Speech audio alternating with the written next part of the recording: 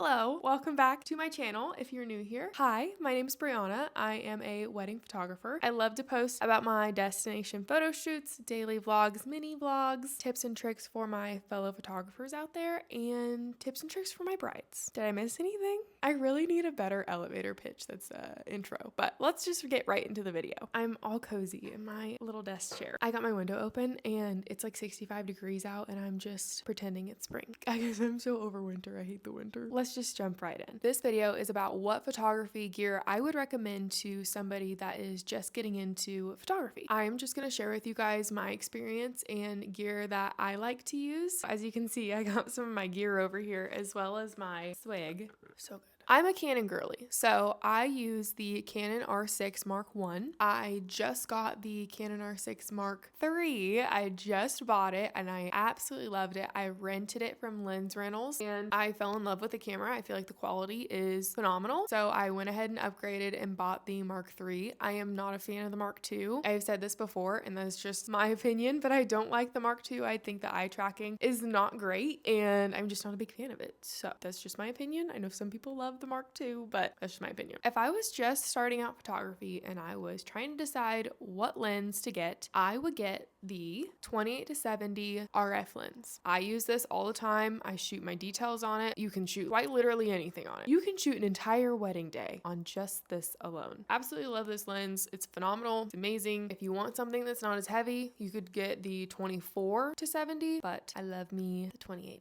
The second lens that I would buy is a telephoto lens. So something that can capture really far away things, which is the 70-200. I love this one. I also have the RF. I have RF lenses because I have a mirrorless camera, which the Canon R6 is a mirrorless camera. I love the 70-200. I use her as much as possible and whenever I can because I'm just obsessed with the bokeh. I think it quality is insane. I just love her so very much. I wouldn't start with the 70-200 because there are situations that you cannot use the 70-200. If you're in a small room, you quite literally cannot get far enough away because this lens is, well, it's not meant for small spaces. My next thing I have is my flash. So I shoot with the B1C Godox flash. This isn't the newest one. I know they have a newer one out there that I think this is touchscreen, but this one gets the job done. I have always used this flash and I'll probably end up getting another one eventually. This is the one that I have. And then on top of here is my mag mod. I do not use a bounce card. I just don't like bounce cards. So I use this mag mod. This is a magnet and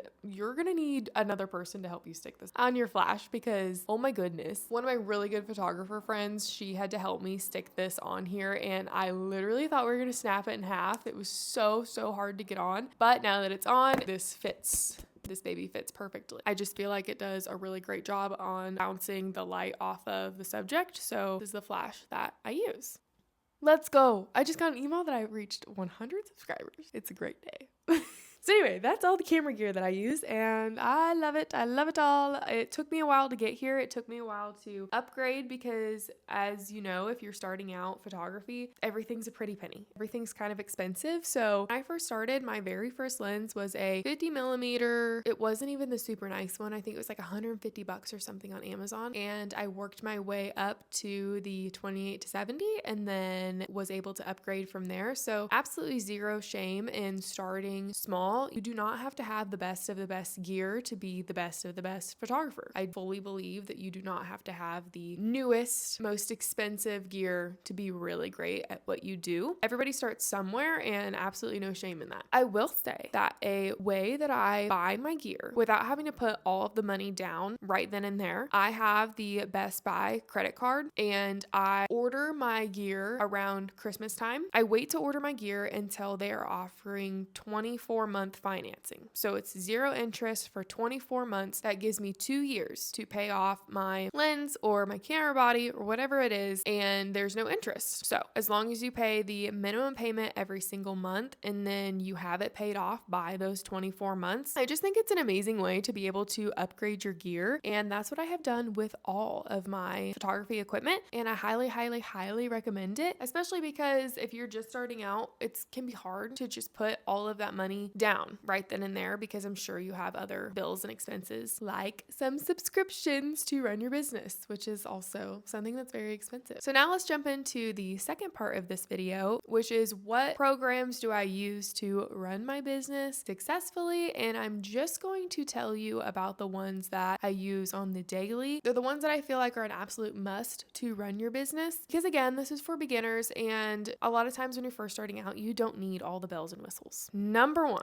I love, don't know what I would do without HoneyBook. HoneyBook is my CRM. I love HoneyBook. I use HoneyBook every single day. I use HoneyBook for my invoicing, my contracts, my automations, my finances, all of my email templates, my contract templates, my invoice templates. It just makes running your business so much easier and smoother and faster. I just love HoneyBook. I could go on and on about HoneyBook. I have used HoneyBook since I started. I know that there are other programs out there that are cheaper, but I don't think I'll ever switch. I absolutely love HoneyBook. I use it all the time. I use it for everything. I have everything built out in there, and it would take me so much time to build all my stuff out in a different program. I absolutely love HoneyBook, and I don't know how I would run my business without it, honestly. If you want to use HoneyBook, I do have a referral link down below. If you click that link and join HoneyBook and get, I don't know what you get. You get something. I want to say it's like 2 months free or something to see if you like it. I don't know. I'm like, how does this little ball? I like hold the camera really close like this and then I talk like that. And then I was editing my last video and the wave things on it was like flying and I was like, oh wow, I gotta go find that little fuzz ball. Probably hurting my headphone users. All of my 2 headphone users. Anyway, I don't even remember what I was talking about now. Oh, HoneyBook. I love HoneyBook. My second platform that I absolutely love is Aftershoot. I don't know what I would do without Aftershoot. I mean, I save so much time with Aftershoot. Aftershoot is a culling program. So when I tell you, I used to pull literally every single one of my photos into Lightroom. I mean, I had thousands and thousands and thousands of photos in my Lightroom. And then I wondered why, and one catalog, I had like 40,000 photos. And then I wondered, why is my Lightroom so slow? Oh, and I was editing off my computer, not an external hard drive. Guys, I know you seasoned photographers are probably laughing at me, but that's what I started because I didn't know. Okay, so this is why I'm making this video because I don't want any of you to be there. So this is what you need to do. This could be a separate video. I know I'm talking about Aftershoot, but now I'm talking about something else. Let's talk about Aftershoot first. Well, no, because this makes sense. Okay, we're just gonna go. So I used to pull all my photos. I would pull them into a folder on my documents I use Apple on my Apple MacBook. I would make a folder in my documents that was like, I don't know, Brianna and Carson engagement photos. And I would pull all the photos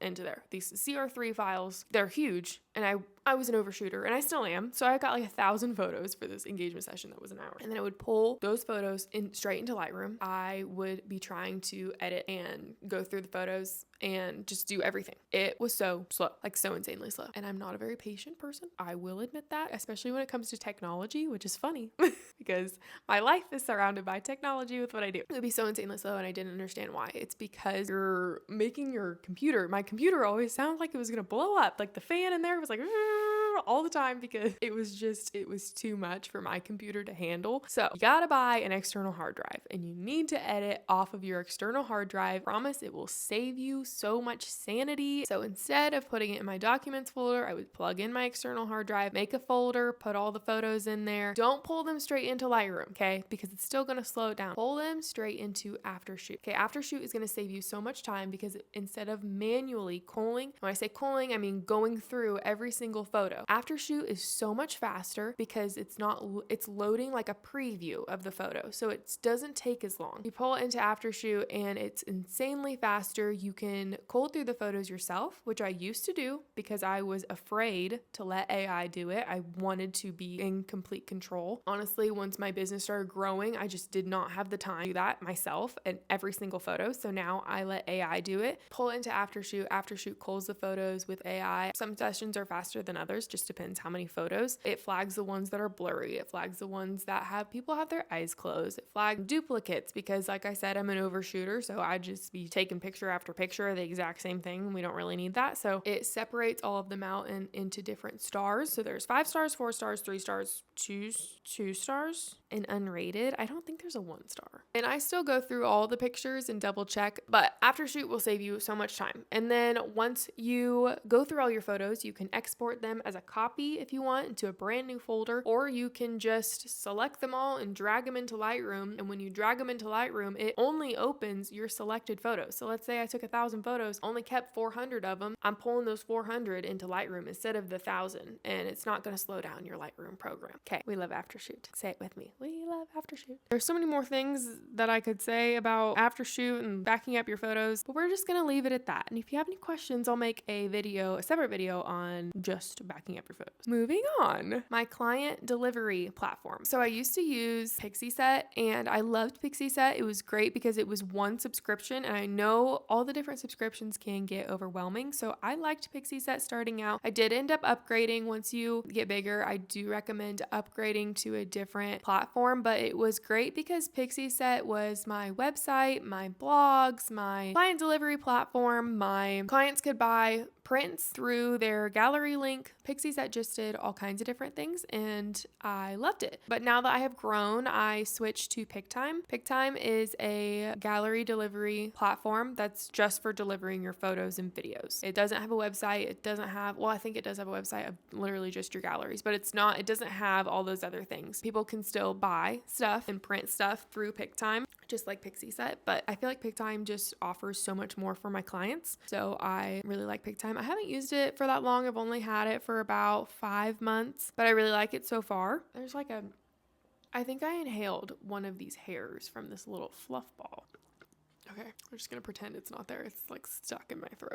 So we talked about running our business. We talked about culling our photos. We talked about delivering our photos. I talked about Lightroom a lot, but I didn't specify. I feel like Lightroom is the only option for editing photos. Maybe I'm wrong. I don't know. When I went to school, all we used was Adobe programs. We used Premiere Pro, Express, Photoshop, Rush, Illustrator, InDesign. So I'm an Adobe girl, so I don't even know if there's other ways to edit your photos. I really don't know. All I've ever used is Lightroom. There's a difference between Lightroom Classic and Lightroom, okay? Lightroom Classic does not run off the cloud. Lightroom runs off the cloud. I don't like things on the cloud. I edit from external hard drives. So I use Lightroom Classic and I prefer it. I used to use Lightroom, just plain old Lightroom, and I felt like my computer or my Lightroom was really slow. I don't know. I couldn't tell you what I was doing wrong, but I prefer Lightroom Classic. I think that's it for like beginner stuff. There's a lot of other different subscriptions that I have that I really enjoy, but I don't think that you need starting out as a beginner photographer because the subscriptions really do add up, and it can get kind of crazy with how much money you spend in a year on just subscriptions to run your business. But if you'd like a part 2 where I do talk about those things, comment down below and I will make a part 2. I feel like I should start sharing what I listen to when I'm editing. So currently I am editing a gallery from Fairhope, and I am listening to Call Her Daddy, Sarah J. Maas. Is it Maas? I don't know. I have read ACOTAR and I haven't read Throne of Glass yet. I know. I'm going to read that next, but the series is so big. So I took a break. I'm reading Fourth Wing. No, I already read Fourth Wing. I'm on the second book. I don't remember what it's called. But Alex just posted an interview with Sarah J. Maas or Sarah J. Moss. However you say it. And she's talking about when her 6th ACOTAR book is coming out. So I had to listen. I'm only 34 minutes in, and it's a 2-hour long episode. So anyway, I hope that helps. And if you have any questions, comment down below and I will answer them to the best of my ability. And if you like this video, like and subscribe for more tips, vlogs, all the things. Bye.